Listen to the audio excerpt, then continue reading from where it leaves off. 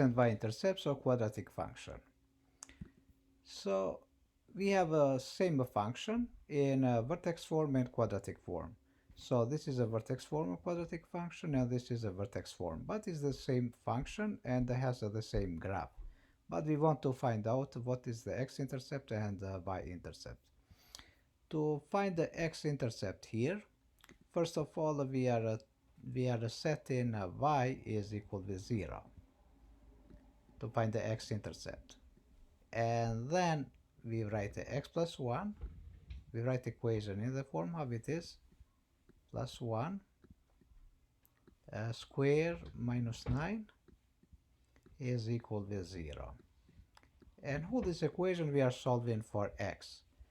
But to solve this we add in both sides plus 9 and in this side is going to cancel and 9 plus 0 is 9. So x plus 1 square is the minus 1 goes in all the other side with the shortcut, become positive 9. And here we are taking a square root both sides. If we take a square root of both sides, x plus 1 is equal with a plus minus square root of 9. Is a plus minus square root of 9.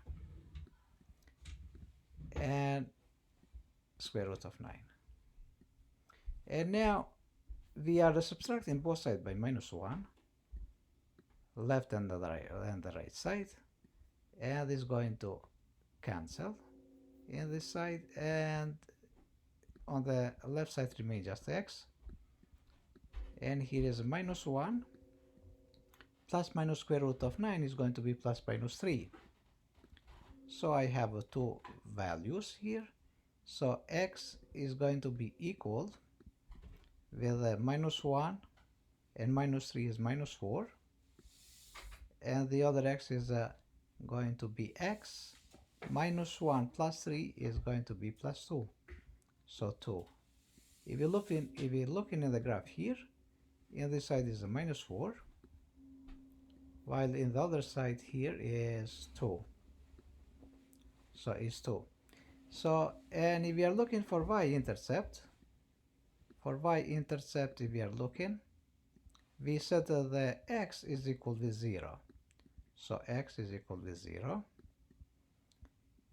And here is instead of the x we are plugging 0. So here is the equation.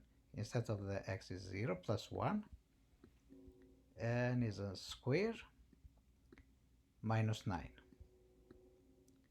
So 0 plus 1 square is 1 minus 9 is minus 8. So y is equal with minus 8. So this is the y-intercept, and y-intercept is here, minus 8. So we are trying to verify the same points, but when we have a quadratic function in the vertex form. When we have in the vertex form, same, when we find the x-intercept, we set a y is equal to 0. Let's take y is equal to 0. And then we have a x squared plus 2x minus 8 is equal with 0.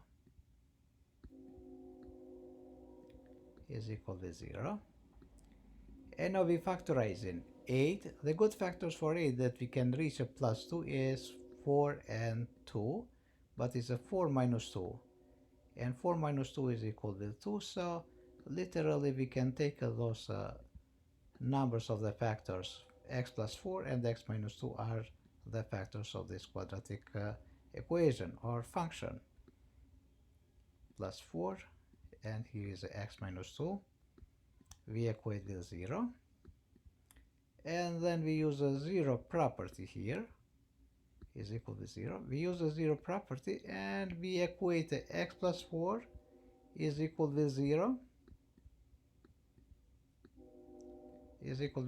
and x minus 2 is equal to 0 and x minus 2 is equal to 0.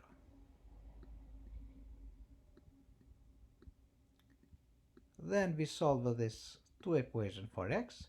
When we solve the two equation for x, x is going to be equal to minus 4 And for the other equation, x is going to be equal with 2 when we solve for x. So then we found x-intercepts, same way. Here is -4, same result, but in a different method, of course. We find the x-intercept is -4 and 2. If we are looking for a y-intercept, for y-intercept we set x is equal to 0, like we did it previously. So x is equal to 0 we set. And then whenever is x in this equation, we are going, in a quadratic equation, we are going to substitute by 0. Is a 0 square, instead of the x, 0 square, plus 2 times 0, because 2 times x, 2 times 0, instead of the x I'm plugging 0, and is -8. So y is equal with -8, its y-intercept is -8.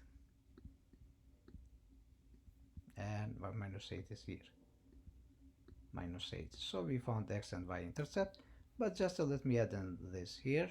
Whenever we have, for example, in standard form, it's very easy to find the y-intercept, because always the y-intercept is going to be equal with the c, so this is equal with the c, and in our case c is equal with -8. So one easy way, one shortcut, a little bit shortcut than what we are doing.